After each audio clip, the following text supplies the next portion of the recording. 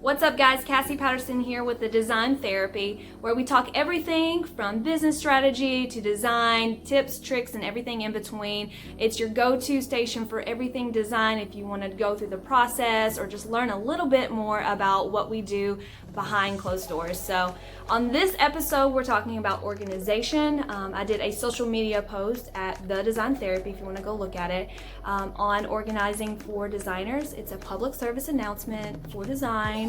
Yes, I know we all have that artist syndrome and it's kind of hard to organize all of our files, and it's just a creative flow. And I know we have 50 million unentitled files and images, image 1, 2, and 3, but we have no clue as to what it goes to. And I just want to talk a little bit more about how it is so important to organize your files.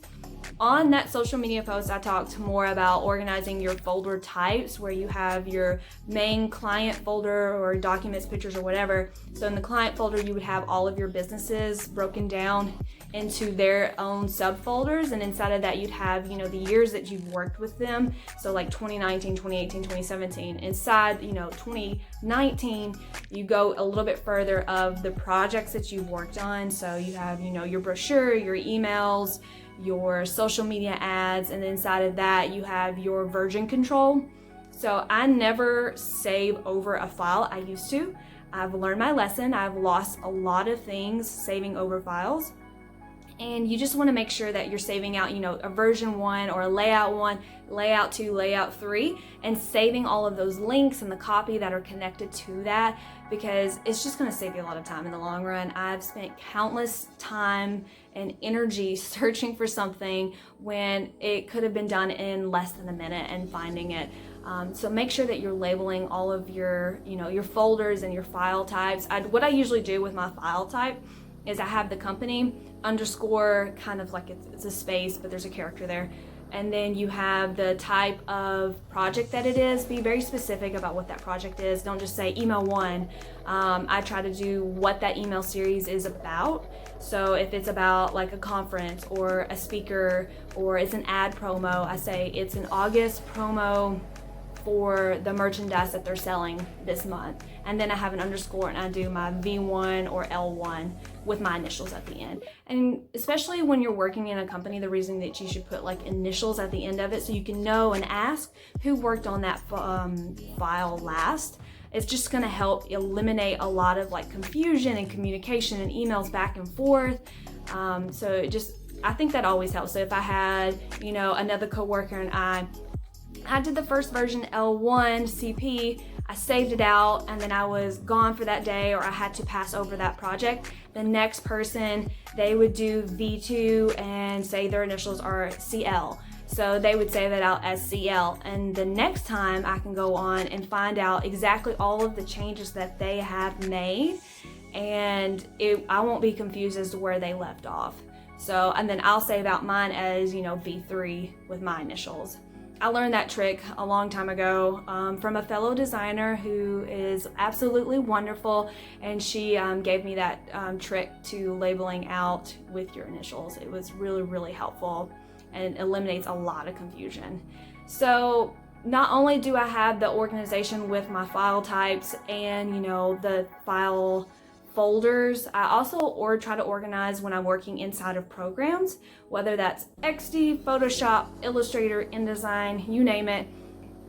But I do label inside of Photoshop, so kind of like my organization inside of Photoshop. If I'm making that same email, I decide to make it in Photoshop, I do my group 1, which is my banner header, and then I have my nav, then my header, then my body copy, then any other actionable items, and then your footer.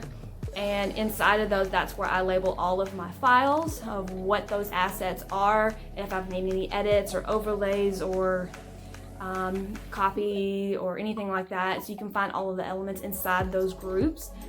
So it's just easy for someone else to find it when they're kind of like navigating through what my files are. From there, I also in XD, I organize, if I'm doing like social in XD, I know that's a little unconventional, but I love XD. I don't use it just for mobile design. I use it for basically anything. It's amazing. If you haven't checked out XD, check it out. And in there, I'll usually do like my LinkedIn, Facebook, Twitter, Instagram posts, because you can export all of those artboards at once.